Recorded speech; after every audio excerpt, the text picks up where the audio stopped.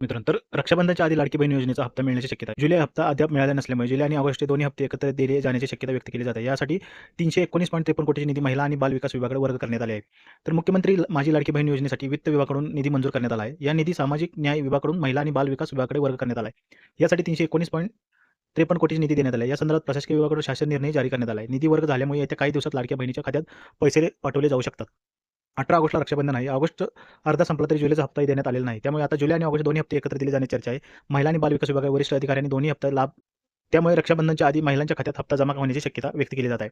लाडकी बहीण योजनेतील लाभार्थी महिलांची फेब्रुवारी 2025 पासून पडताळणी सुरू झाली आहे. पडताळणीनंतर अपात्र महिलांचा लाभ बंद करण्यात आला आहे.